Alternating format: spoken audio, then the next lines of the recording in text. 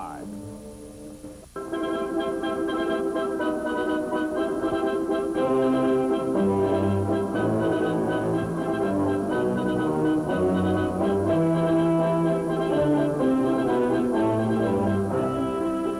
The most complex, the most compact, the most deadly ship of war, ton for ton, ever conceived by man is the submarine. No training is more rigid, no training more intense than that of the submariner, who must fight his battles imprisoned in a carcass of steel, sailing in the deeps of the world's water basin.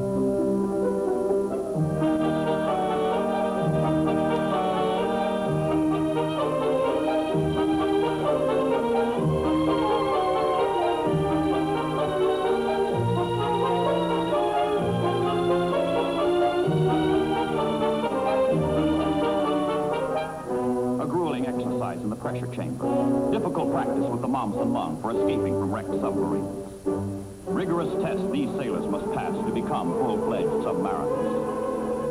50% of the volunteers will fail.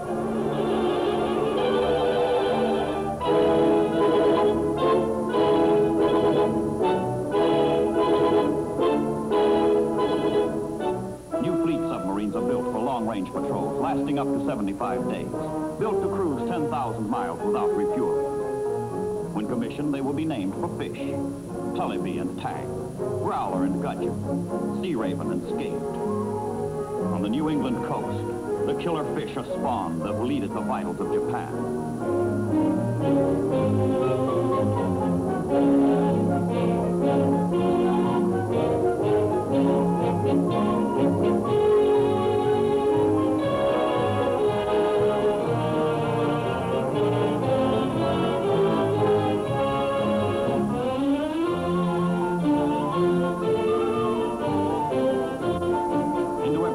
Bound for battle go 24 torpedoes. Into every torpedo warhead is packed the equivalent of 1,000 pounds of TNT.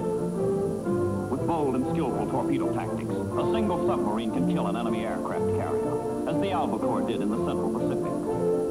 A perfect torpedo spread will sink the biggest battleship, as Sea Lion II did in the East China Sea. These are targets every skipper dreams of. But there is another, less spectacular, more important target: the Japanese merchant marine.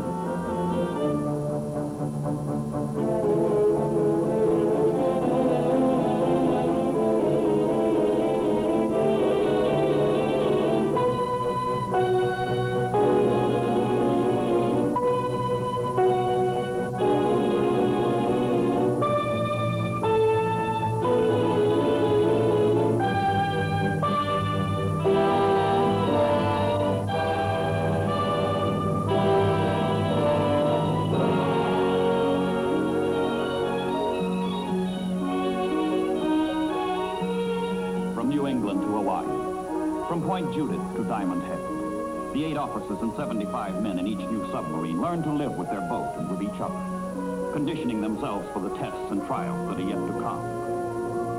The voyage is long, but with every passing watch, the fledgling submarine becomes a more efficient weapon, a happier boat with a character all her own.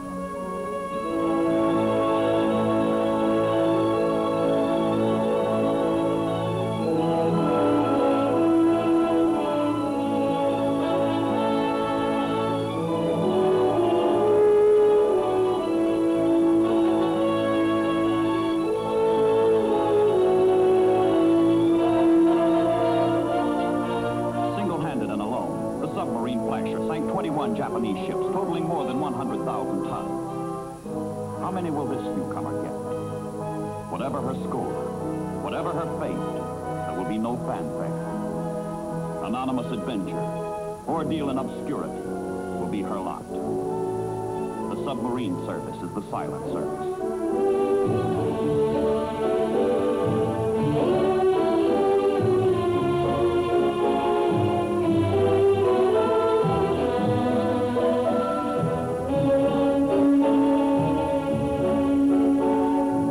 Gives way to the Caribbean to the Panama Canal, connecting the East with the West and the West with the East. More valuable to the United States than all her gold. The defense of a hemisphere rests on control of this tiny strip of water.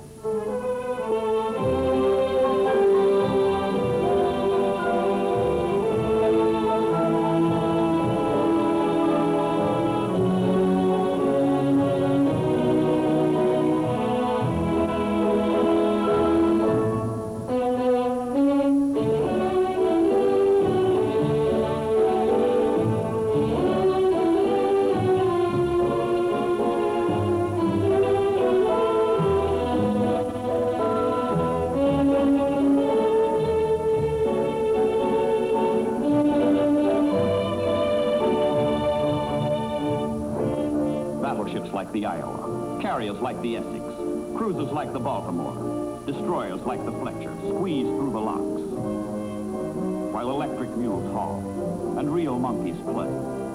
Submarines, too, cross the 40-mile Central American isthmus to join those who have gone before, those who have gone to war.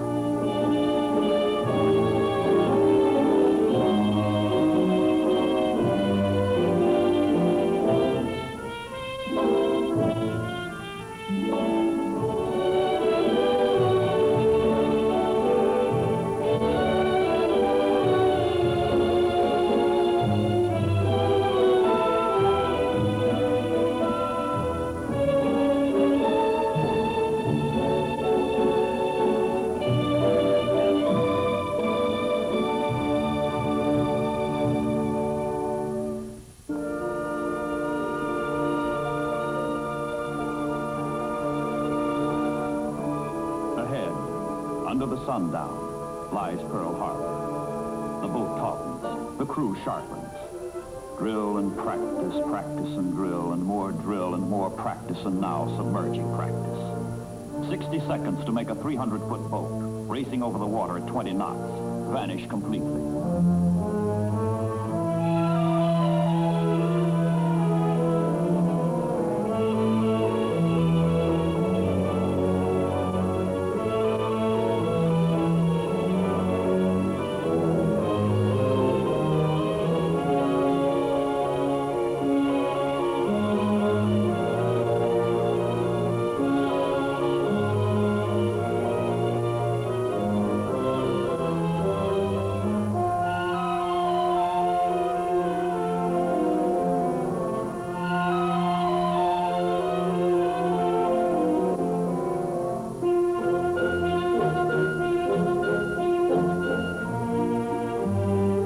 Chow in the service is cooked aboard submarines. The galley and mess, small and cramped. But here the men live and talk and gripe and think and relax as best they can. Their morale, very high.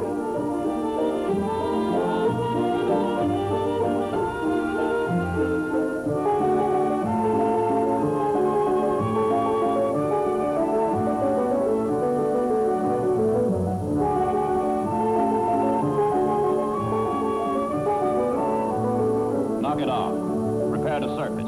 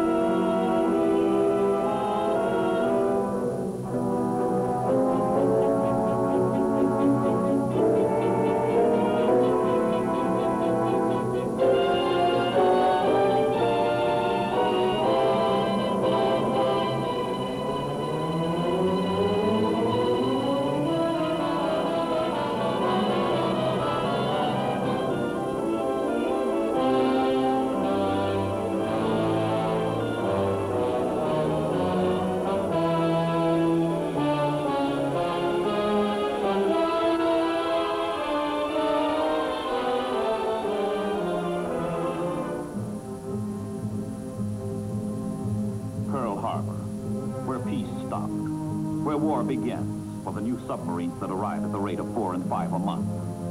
Fresh new crews, clean new boats are welcomed by the veterans into the camaraderie of arms. An emotion of men welded together in a common experience with a common purpose.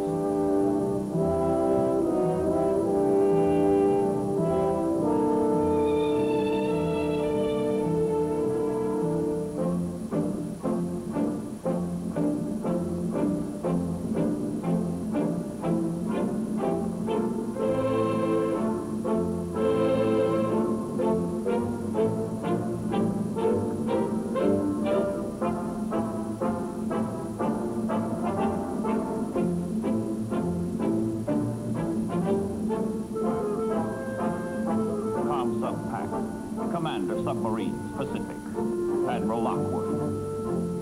With more than 20 years' experience in submarine warfare, he remembers that underwater boats almost brought England to her knees in World War I. He has seen the havoc wrought by U-boats in the Battle of the Atlantic in World War II. If the Axis can do it, so can the Allies. From his headquarters in Pearl Harbor, the Admiral directs a powerful, coordinated force of Allied wolf packs and single submarines, ranging from the Aleutians to the East Indies, from the Societies to the Kuriles. All over, everywhere, underwater sailors execute the first commandment of United States submarine doctrine. Inflict maximum damage on enemy ships and shipping by offensive patrol at focal points. In from the submarines at sea pour the results. From Rasher, 100,000 tons, sunk. From Barb, 97,000 tons, sunk. From Tang, 94,000 tons, sunk. From Silverside, 90,000 tons, sunk. Gradual but incessant puncturing of the arteries, all over, everywhere, through which flows the life of the Japanese Empire.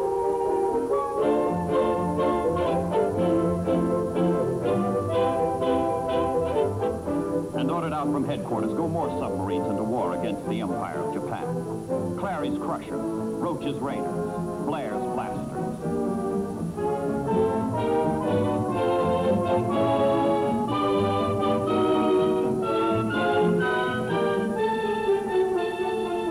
Preparing for the first patrol, submarine and crew face a grim gamut of missions. All hazardous, all alone, all far from base.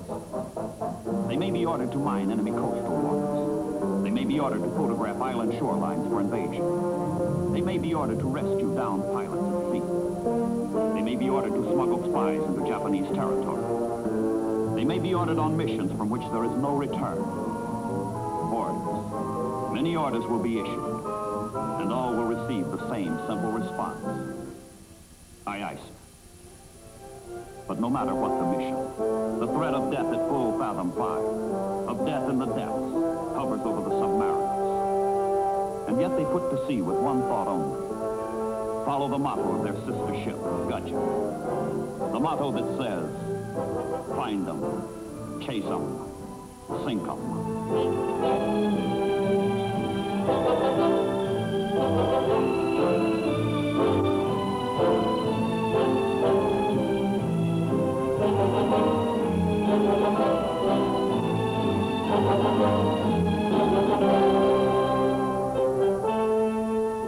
Japanese shipping is the immediate target of the Allied submarine offensive. The most modern, the most dynamic society in the East is an island society. And the Achilles heel of an island empire, the heartbeat of an industrial nation, is its means of transport over the seas. Destroy that means. Destroy the merchant marine. Destroy the Navy. And the skill and diligence of the 27 million Japanese who support the war will be valueless. Every shop, every factory, every industry will be idle, bankrupt.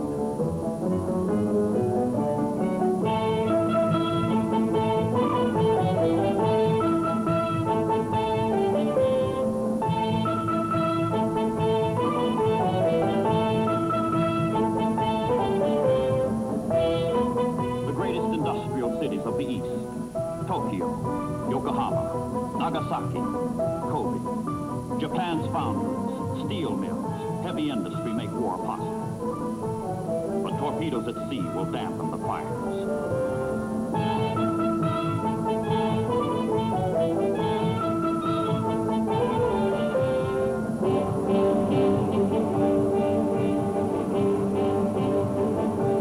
Battleships for the fleet, guns for the army, bombs for the planes. Without the ore, the coal, the raw material shipped in from overseas, the furnaces will grow cold. The machinery will stop. Destroy Japan's ability to produce. That is what the submarines will do.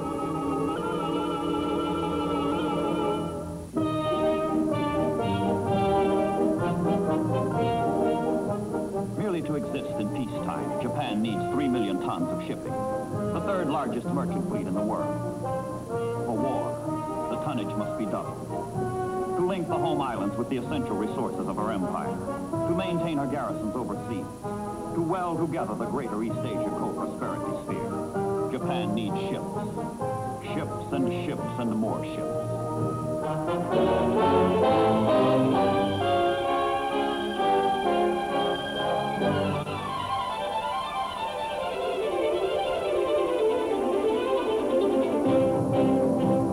The adrenaline that keeps Japan alive flows in through her ports, across her docks and onto her wharves. The Japanese have conquered an empire stretching from Siberia to the Indies. But none of the victories won on the battlefield, won at sea, will profit Japan if the grubby routine of the waterfront is disrupted.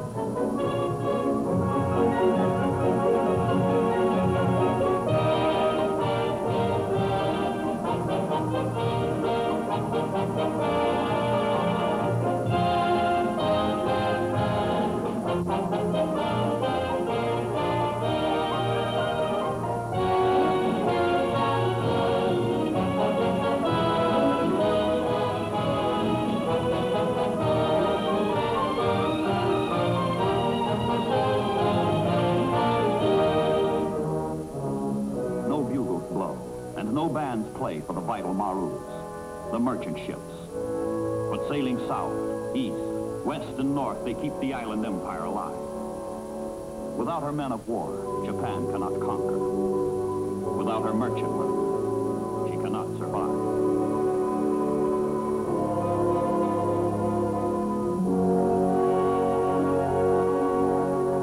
From the Asiatic mainland, from Malaya and Indochina, from the Philippines and Borneo, the plunder pours in that feeds the Japanese war machine, feeds Japan. Oil, rice, sugar, salt, the stuff of life itself.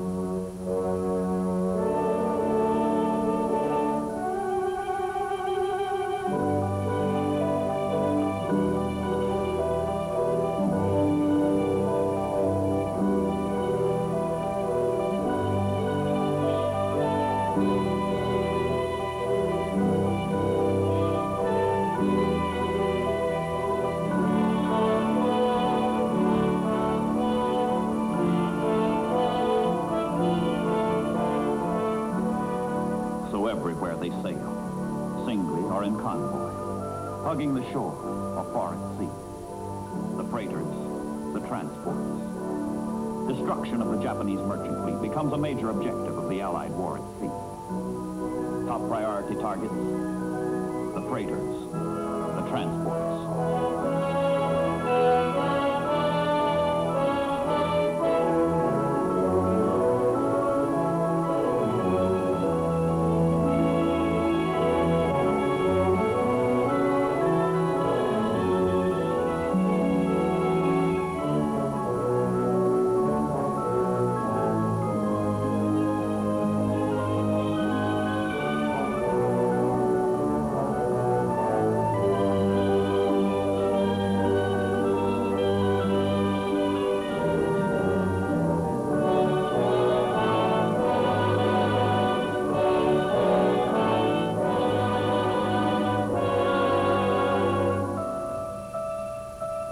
Find them, case them, sink them.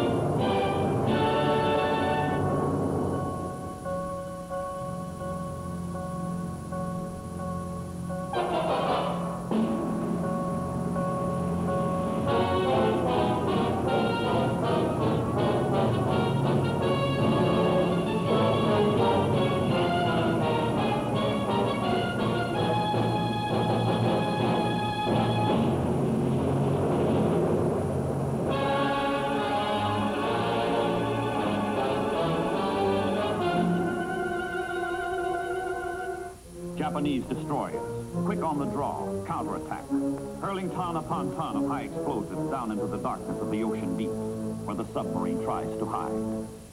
Once sonar detects the submarine, the depth charges are scattered in a pattern, blanketing the entire area. The attack may last hours, and few ordeals in war are more grueling, more agonizing, more horrible. It is a time for stout hulls and stouter hearts.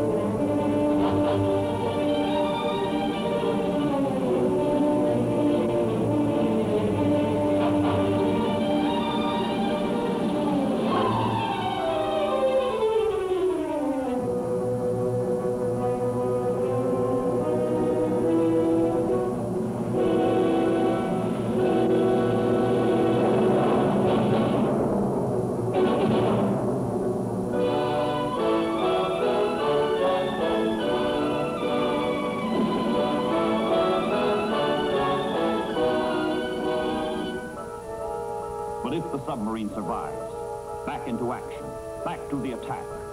Sink 'em all.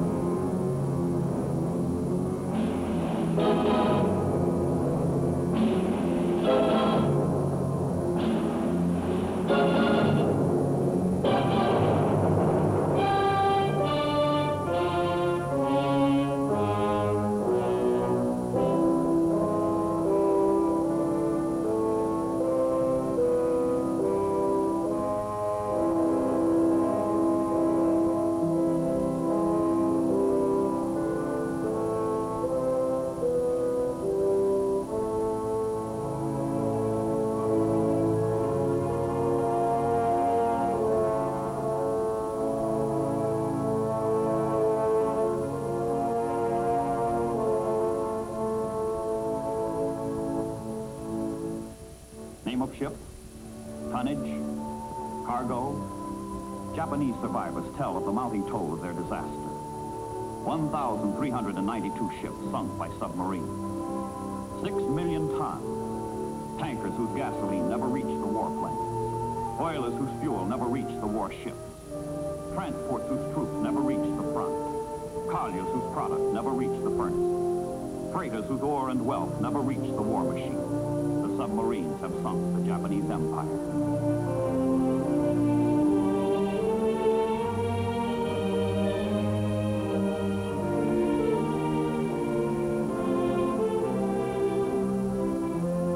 Course 090, back to Pearl. 52 submarines will never return. Their epitaph, overdue, presumed lost.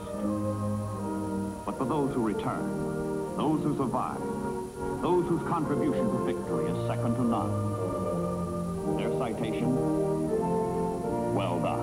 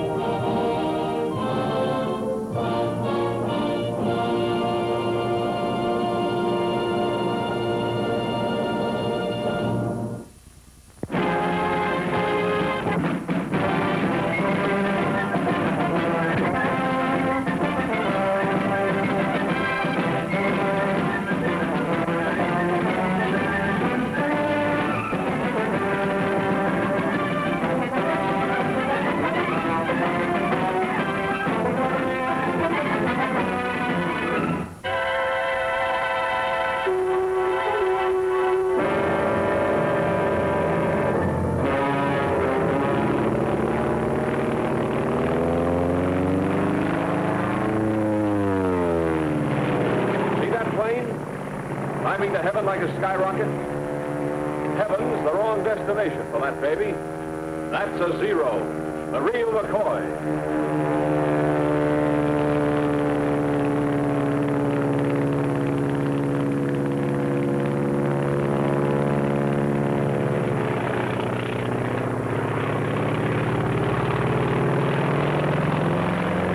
Shot down over Alaska.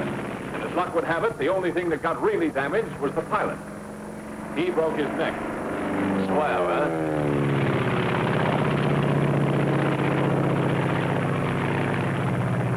Think you can recognize her again? Let's make sure. This is the Japanese Zero. Take a good look at her. Your recognition of the Zero may save your life. Your recognition of the Zero may destroy its life. Watch her closely. Study every characteristic to aid you in your recognition. Look at that nose. A perfect circle broken only by the oil cooler. Note the slight dihedral angle. Look at that low wing and middle tail. Notice the oil cooler and air scoop directly below the engine cowling. See how the fuselage tapers to a point in the rear. It's like a big cigar.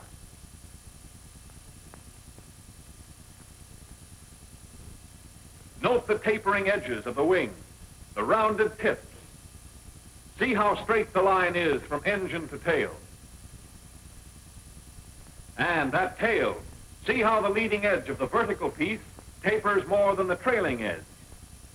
Look how it curves out to a point away from the nose. Think you can recognize her? Don't think, be sure. Watch her.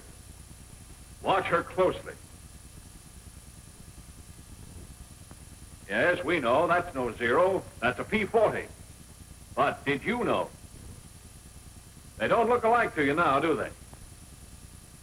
Look at the difference in the shape of those noses. The P-40, with its deep radiator, is oval. The Zero is a perfect circle, broken only by that oil cooler. Get those undercarriage fairings on the P-40. Compare the tail. The tail of the P-40 is high. The tail of the Zero is middle. Let's look at her from below. Look at the pointed nose of the P-40 and the blunt nose of the Zero. The leading edge of the wings of the P-40 has no taper. The wings of the Zero taper back. The tail of the P-40 is notched. The tail of the Zero tapers into the fuselage, which extends beyond it. Now, let's take them in profile. The engine of the P-40 is in line. The Zero is radial. Note the deep radiator on the P-40 as compared to the shallow oil cooler and air scoop on the Zero. Next, see how the cockpit canopy on the P-40 is much further back from the nose than on the Zero. What's more, the canopy on the P-40 fits into the fuselage, while the canopy on the Zero sits on the fuselage. Now for the tail. The P-40's is rounded and curves in toward the nose. The Zero's is pointed and curves out away from the nose. No one could possibly mistake them for each other, could they? You think not? Well, let's see. Let's take the case of one pilot. His name was Jimmy Saunders. His story starts on the day when he was flying to a base somewhere in the Far East.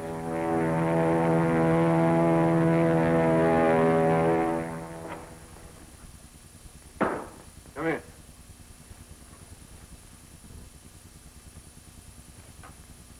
Lieutenant Saunders reporting for duty, sir. Glad to have you with us, Lieutenant. Glad to be here, Major. We can certainly use you. Sit down. Cigarette? Oh, thank you, sir. How was the flight over? Well, I made it, sir, with the help of a P-40. You like our P-40? Oh, yes, sir. It's a nice airplane. Good. Then maybe we can count on you not to shoot any of them down. I didn't have any plans along that line, sir. It's been done, you know. You mean Jap pilots? I mean American pilots. Men with as much enthusiasm for the P-40 as you have, but with an unfortunate lack of ability to tell a friend from an enemy. Excuse me, sir, but how could anybody mistake a P-40 for a Zero? A great many things can happen in the excitement of preparing for combat. Too many pilots are too anxious to make sure they're killed. They start shooting before they've made certain what they're shooting at. It's a damn sight better to let a Zero get away than to knock down one of your own planes. Say nothing of one of your own men. We've few enough to spare around here. Sir, I had no idea. We're not broadcasting. Back. I know, but... Now, don't misunderstand me, Lieutenant. It's not a common occurrence. Most of our men know their planes. Identifications become second nature to them. There's still a doubt in their minds. They maneuver close enough to make sure. Of course, there is such a thing as being too cautious. Take the case of the man who drew those silhouettes. Say, that's quite a job. He had plenty of time for it. Been flat on his back for 2 months. Shot down while he was still maneuvering around trying to decide if the other plane was a Zero or not. He found out. If he'd known his identification, that Zero might never have gotten him. Well, he learned his lesson, and to make certain that others would profit by it, he put it all down in those. All right, let's see if you can do your wafting on the Zero. Yes, sir. With or without looking? You might as well make it easy on yourself now. It'll be a lot tougher upstairs. Yes, sir. Wings. Leading edge tapers, trailing edge tapers, tips rounded, slight dihedral angle. You might add to that that there are two 20-millimeter cannons mounted one in each wing. Probably Swiss Ehrlichen guns. Yes, sir. Here's something I didn't know about, sir. Huh? Oh, yes.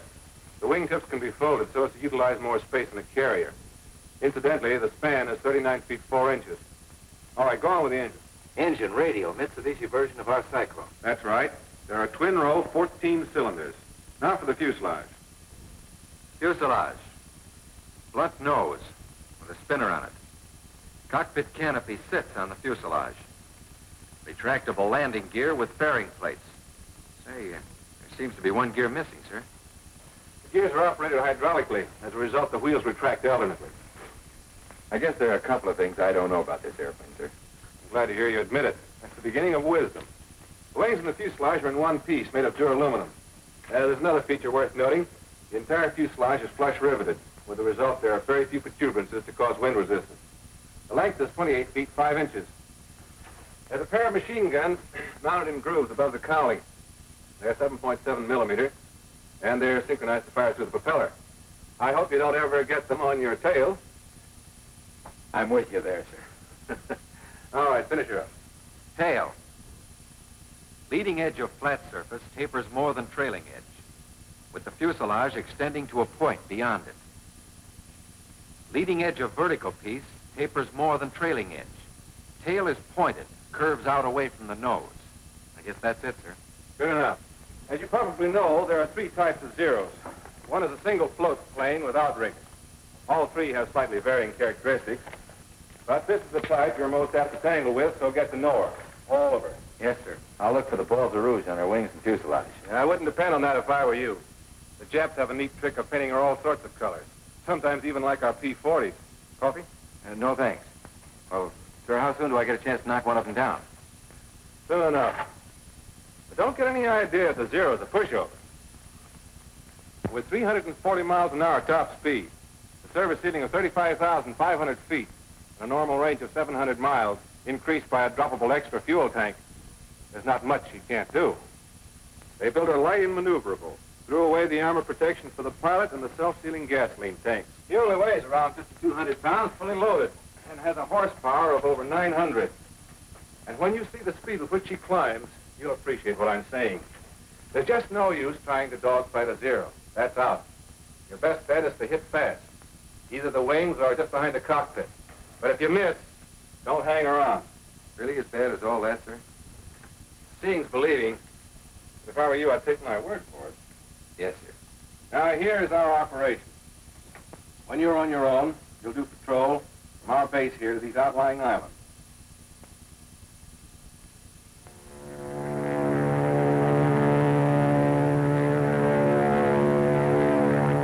Well, the big day day finally came. Saunders was on his own, out Jap hunting. Looked sort of keyed up. Wouldn't you be? Don't expect too much, Lieutenant. Not on your first day. What's up? See something? It's a plane, all right. But what sort of a plane? Friend or enemy? P-40 or Zero? Well, now's the time to remember your recognition. Now, has it a deep radiator? Round tail curving in toward nose? Inline engine? Then it's a P-40. Or has that plane an oil cooler, an air scoop? Pointed tail curving out, away from nose? Radial engine? If it has, then it's a Zero. Tough to tell from here. Maybe if you got closer. Start climbing, Saunders.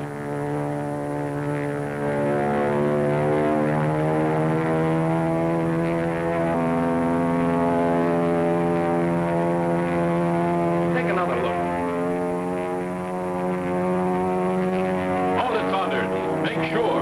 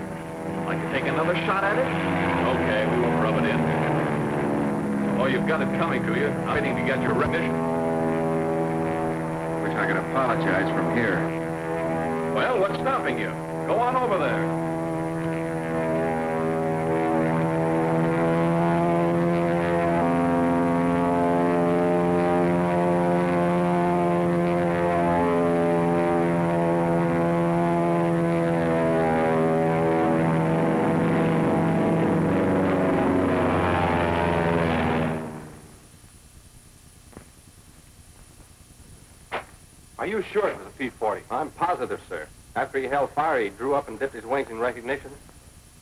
I don't like to complain, sir, but do we have to fight our own Air Force, too? You've got good cause for complaint. I don't know who's responsible for this, but when I do... Come in. Major, I want to... I'm sorry, sir. Lieutenant Saunders reporting, sir. I just Lieutenant? Wellen here has been telling me that he was attacked this afternoon by one of our planes. Do you, by any chance, know anything about this? Yes, sir. I'm afraid it was me. He's afraid. Well, Saunders, what have you got to say for yourself? Not much, sir. From a distance, I was sure it was a Zero. Then I held my fire. A little late on your identification, weren't you? Yes, sir. But I did run. How far were you from the other plane when you opened fire? I'm not quite sure, sir. We'll soon find out. Have your film developed immediately. Yes, sir. Major, I want to... It can wait, Lieutenant. Get after that film. Yes, sir.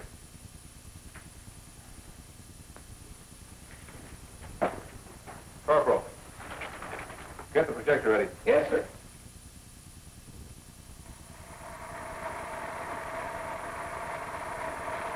How could you start firing at that distance? Hold it. Didn't you look in your sight? I thought I did, sir.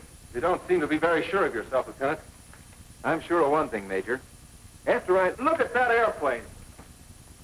It's closer now, I realize, but even at the distance you started firing, you should have been able to identify it. Look at that deep radiator, the inline engine.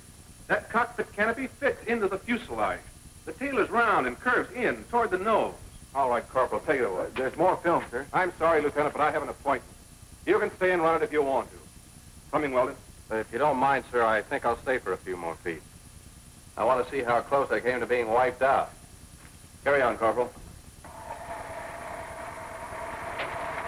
Now I know what a clay pigeon feels like.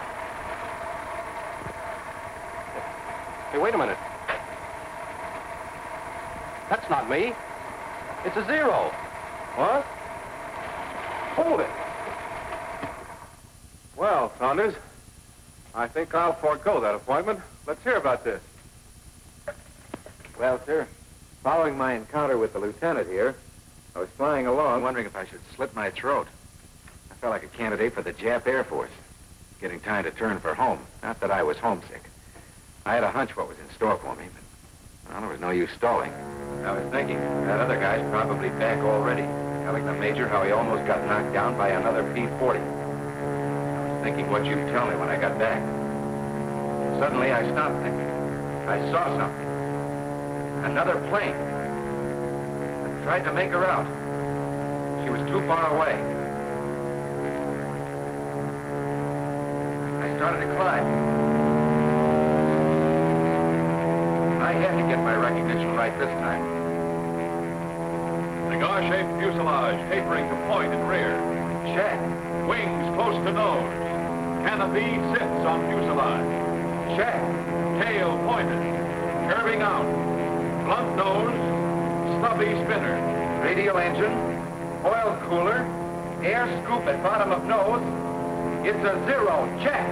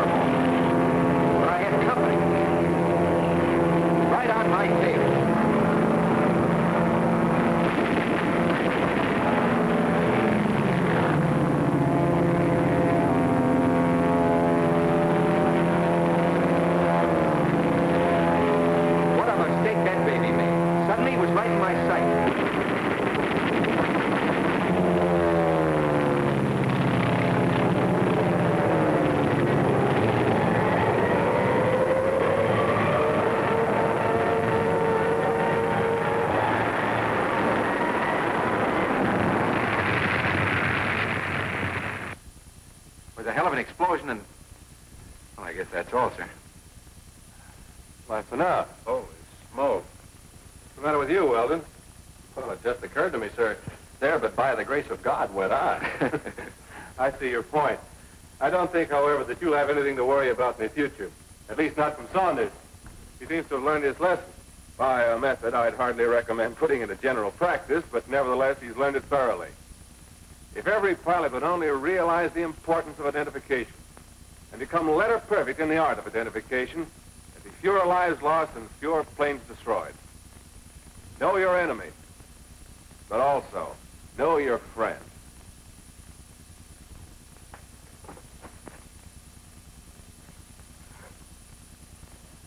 Well, they know their friends, all right. And what's more, they know their enemy. Do you? Radial engine.